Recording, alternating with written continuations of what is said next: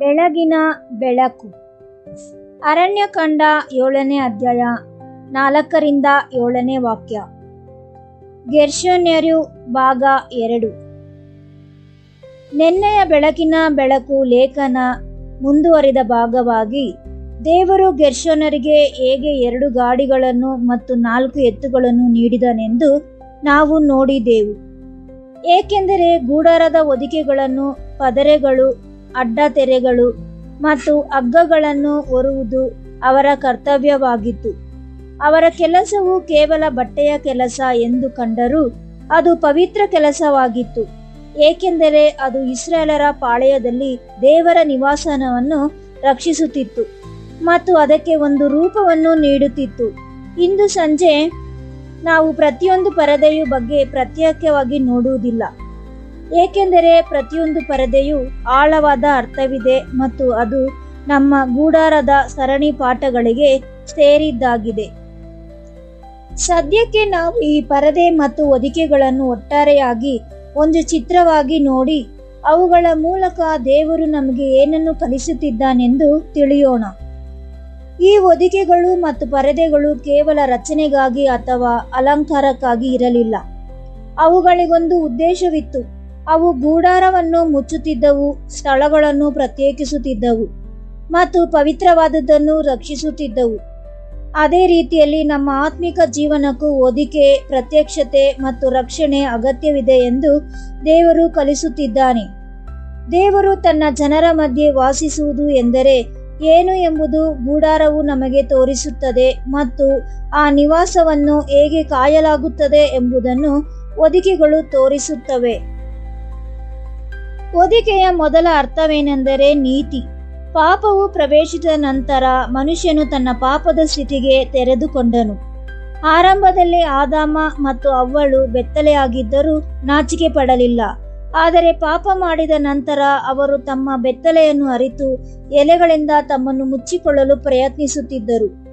ಅದು ಅವರ ಸಮಸ್ಯೆಯನ್ನು ಬಗೆಹರಿಸಲಿಲ್ಲ. ದೇವರು ತಾನೇ ಅವರಿಗಾಗಿ ಹೊದಿಕೆಗಳನ್ನು ಮಾಡಿದನು. ಇದು ಒಂದು ಆಳವಾದ ಸತ್ಯವನ್ನು ಕಲಿಸುತ್ತದೆ. ಮನುಷ್ಯನು ತನ್ನನ್ನು ತಾನು ಮುಚ್ಚಿಕೊಳ್ಳಲಾರನು. ದೇವರು ಅವನನ್ನು ಮುಚ್ಚಬೇಕು. ಆದರೆ ರೀತಿಯಲ್ಲಿ ಗೂಡಾರವನ್ನು ಹೊದಿಕೆಗಳಿಂದ ಮುಚ್ಚಲಾಗಿತ್ತು.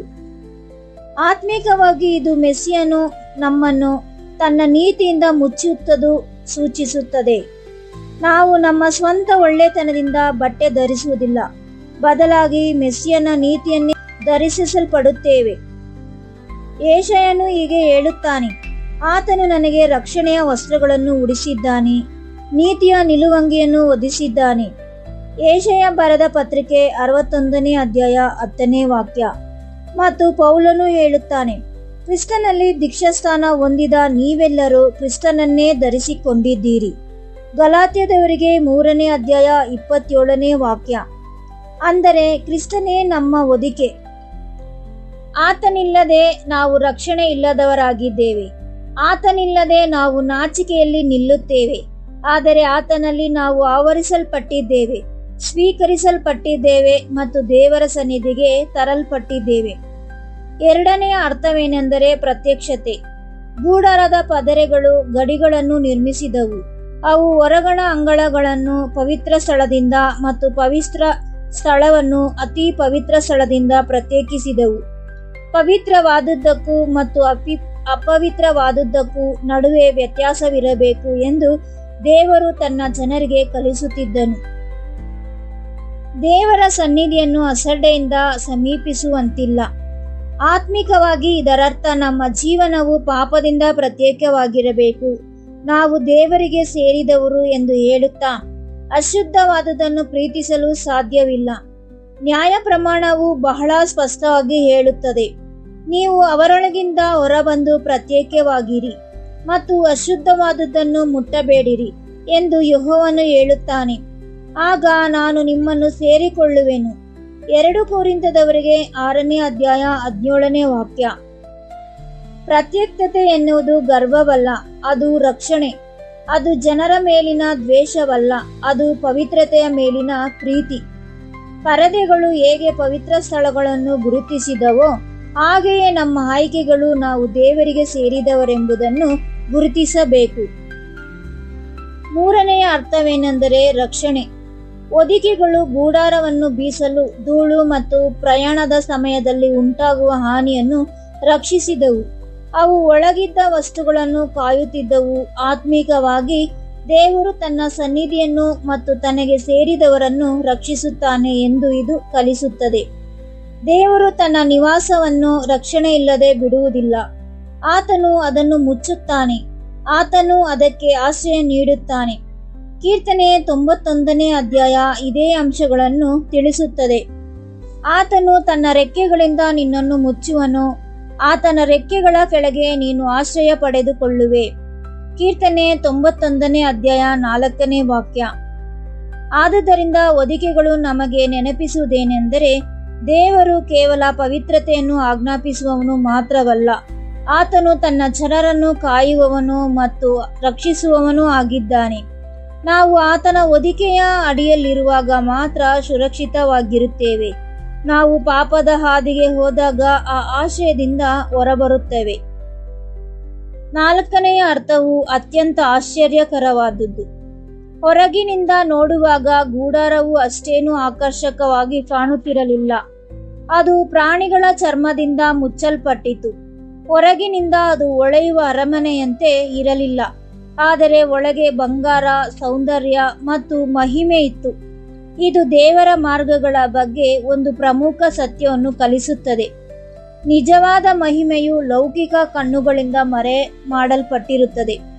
ಲೋಕವು ಹೊರಗಿನ ರೂಪವನ್ನು ನೋಡುತ್ತದೆ, ಆದರೆ ದೇವರು ಹೃದಯವನ್ನು ನೋಡುತ್ತಾನೆ. ಅದೇ ರೀತಿಯಲ್ಲಿ ನೂತನ ಸೃಷ್ಟಿಯು ವಿಶ್ವಾಸಿಗಳ ಹೊರನೋಟಕ್ಕೆ ಅಷ್ಟು ಪ್ರಭಾವಶಾಲಿಯಾಗಿ ಕಾಣದಿರಬಹುದು. ನಮ್ಮ ಜೀವನವು ಸಾಮಾನ್ಯವೆಂದು ತೋರಬಹುದು. ನಮಗೆ ಲೋಕದಲ್ಲಿ ಪ್ರಶಂಸೆ ಸಿಗದಿರಬಹುದು. ಆದರೆ ನಮ್ಮೊಳಗೆ ದೇವರು ರೂಪಾಂತರದ ಕೆಲಸ ಮಾಡುತ್ತಿದ್ದಾನೆ. ಒಳಗಡೆ ಒಂದು ಪವಿತ್ರ ಜೀವನವು ರೂಪುಗೊಳ್ಳುತ್ತಿದೆ. ಒಳಗಡೆ ಕ್ರಿಸ್ತನ ಮಹಿಮೆಯು ಬೆಳೆಯುತ್ತಿದೆ. ಇದಕ್ಕಾಗಿ ನ್ಯಾಯ ಪ್ರಮಾಣ ಹೇಳುತ್ತದೆ, ನಮ್ಮ ಜೀವನವು ಕ್ರಿಸ್ತನೊಂದಿಗೆ ದೇವರಲ್ಲಿ ಅಡಗಿದೆ. ಕೊಲೊಸ್ಸೆಯವರಿಗೆ 3ನೇ ಅಧ್ಯಾಯ 3ನೇ ವಾಕ್ಯ. ಲೋಕವು ಇದನ್ನು ಕಾಣದಿರಬಹುದು, ಆದರೆ ದೇವರು ಕಾಣುತ್ತಾನೆ ಮತ್ತು ಆತನ ಸಮಯದಲ್ಲಿ ಅದು ಪ್ರಕಟವಾಗುತ್ತದೆ. ಇವೆಲ್ಲವನ್ನು ಒಟ್ಟಾಗಿ ನೋಡಿದಾಗ ಹೊದಿಕೆಗಳು ಕ್ರಿಸ್ತನ ಕಡೆಗೆ ಬೆರಳು ಮಾಡಿ ತೋರಿಸುತ್ತವೆ. ಆತನೇ ನಮ್ಮ ನೀತಿ, ಏಕೆಂದರೆ ಆತನೇ ನಮಗೆ ವಸ್ತ್ರ ಧರಿಸುತ್ತಾನೆ. ಆತನೇ ನಮ್ಮ ಪ್ರತ್ಯಕ್ಷತೆ, ಏಕೆಂದರೆ ಆತನು ನಮ್ಮನ್ನು ಕತ್ತಲೆಯಿಂದ ಬೆಳಕಿಗೆ ತರುತ್ತಾನೆ. ಆತನೇ ನಮ್ಮ ರಕ್ಷಣೆ, ಏಕೆಂದರೆ ನಾವು ಆತನ ಆರೈಕೆಯಲ್ಲಿದ್ದೇವೆ. ಆತನೇ ನಮ್ಮನ್ನು ದೇವರ ಸನ್ನಿಧಿಗೆ ಕರೆದೊಯ್ಯುವನು. ಆದುದರಿಂದ ಈ ಹೊದಿಕೆಗಳು ದೇವರ ನಿವಾಸವು ಕಾಯಲ್ಪಡುತ್ತದೆ ಮತ್ತು ದೇವರ ಜನರು ಸಹ ಕಾಯಲ್ಪಡಬೇಕು ಎಂದು ನಮಗೆ ಕಲಿಸುತ್ತವೆ. ನಾವು ರಕ್ಷಣೆ ಇಲ್ಲದವರಾಗಿ ಬಿಡಲ್ಪಡಲಿಲ್ಲ. ನಾವು ಆವರಿಸಲ್ಪಟ್ಟಿದ್ದೇವೆ. ನಾವು ಪಾಪದೊಂದಿಗೆ ಬೆರೆಯಲು ಬಿಡಲ್ಪಟ್ಟಿಲ್ಲ. ನಾವು ಪ್ರತ್ಯೇಕಿಸಲ್ಪಟ್ಟಿದ್ದೇವೆ. ನಾವು ಅಸುರಕ್ಷಿತರಾಗಿ ಬಿಡಲಿಲ್ಲ. ನಾವು ಆಶ್ರಯ ಪಡೆದಿದ್ದೇವೆ.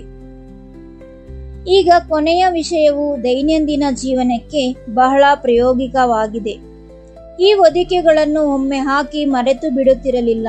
ಮೇಘವು ಚಲಿಸಿದಾಗಲ್ಲ ಅವುಗಳನ್ನು ಪದೇ ಪದೇ ಹೊತ್ತುಕೊಂಡು ಹೋಗಬೇಕಾಗಿತ್ತು.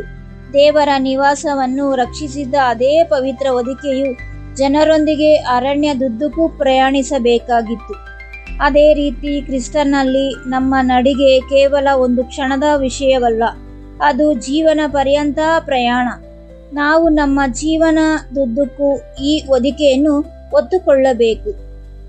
ನಾವು ಕ್ರಿಸ್ತನ ನೀತಿಯನ್ನು ಧರಿಸಿಕೊಂಡೇ ಇರಬೇಕು. ನಾವು ಪಾಪದಿಂದ ಪ್ರತ್ಯೇಕವಾಗಿಯೇ ಇರಬೇಕು. ನಾವು ದೇವರ ರಕ್ಷಣೆಯಲ್ಲೇ ಇರಬೇಕು. ಇದಕ್ಕಾಗಿ ದೇವರು ಗರ್ಷೋನ್ಯರಿಗೆ 2 ಗಾಡಿಗಳನ್ನು ಮತ್ತು 4 ಎತ್ತುಗಳನ್ನು ನೀಡಿದನು. ಆತನು ಪ್ರಯಾಣಕ್ಕೆ ಬೇಕಾದ ಶಕ್ತಿಯನ್ನು ನೀಡಿದನು, ಕೇವಲ ಒಂದು ದಿನಕ್ಕಲ್ಲ. ನಾಳೆ ನಾವು ಈ ಗಾಡಿಗಳು ಮತ್ತು ಎತ್ತುಗಳು ದೇವರ ಹೊದಿಕೆಯನ್ನು ನಮ್ಮ ಜೀವನ ಪರ್ಯಂತ ಹೊತ್ತುಕೊಂಡು ಹೋಗುವ ಬಗ್ಗೆ ಆತ್ಮಿಕವಾಗಿ ಏನನ್ನು ಕಲಿಸುತ್ತೇವೆ ಎಂದು ಅಧ್ಯಯನ ಮಾಡೋಣ. ಪ್ರಾರ್ಥನೆ. ಯೆಹೋವನೇ ಮತ್ತು ನಮ್ಮ ತಂದೆಯಾದ ದೇವರೇ, ನಮ್ಮ ಪಾಪದಿಂದ ರಕ್ಷಣೆ ಇಲ್ಲದವರಾಗಿದ್ದಾಗ ನಮ್ಮನ್ನು ಮುಚ್ಚಿದ್ದಕ್ಕಾಗಿ ನಿನಗೆ ವಂದನೆಗಳು. ನಮ್ಮ ಕ್ರಿಯೆಗಳಿಂದಲ್ಲ, ನಿನ್ನ ಕೃಪೆಯಿಂದ ಕ್ರಿಸ್ತನ ಮೂಲಕ ನಮಗೆ ನೀತಿಯ ವಸ್ತ್ರವನ್ನು ಉಡಿಸಿದ್ದಕ್ಕಾಗಿ ವಂದನೆಗಳು. ಅಶುದ್ಧವಾದುದರಿಂದ ಪ್ರತ್ಯೇಕವಾಗಿ ಬದುಕಲು ಮತ್ತು ನಮ್ಮ ದೈನಂದಿನ ಆಯ್ಕೆಗಳಲ್ಲಿ ಪವಿತ್ರವಾದುದನ್ನು ಗೌರವಿಸಲು ನಮಗೆ ಕಲಿಸು. ನಮ್ಮನ್ನು ನಿನ್ನ ಆಶ್ರಯದಲ್ಲಿ ಇರಿಸು ಮತ್ತು ಈ ಲೋಕದ ಪಾಪ ಹಾಗೂ ನಾಚಿಕೆಯಿಂದ ನಮ್ಮ ಹೃದಯಗಳನ್ನು ರಕ್ಷಿಸು. ನಾವು ಹೊರಗಿನ ಮಹಿಮೆಯನ್ನು ಹುಡುಕದಂತೆ ಬದಲಾಗಿ ನಮ್ಮೊಳಗೆ ಕ್ರಿಸ್ತನ ಗುಪ್ತ ಆಂತರಿಕ ಕೆಲಸವು ಬೆಳೆಯುವಂತೆ ಸಹಾಯ ಮಾಡು. ನಮ್ಮ ಪ್ರಯಾಣವು ಪೂರ್ಣಗೊಳ್ಳುವವರೆಗೂ ಪ್ರತಿ ಕಾಲದಲ್ಲೂ ಈ ಪವಿತ್ರ ಹೊದಿಕೆಯನ್ನು ಹೊತ್ತುಕೊಂಡು ಹೋಗಲು ನಮಗೆ ಶಕ್ತಿಯನ್ನು ನೀಡು. ಕ್ರಿಸ್ತನ ಹೆಸರಿನಲ್ಲಿ ಬೇಡಿಕೊಳ್ಳುತ್ತೇವೆ ನಮ್ಮ ಪರಮ ತಂದೆಯೇ, ಆಮೇನ್.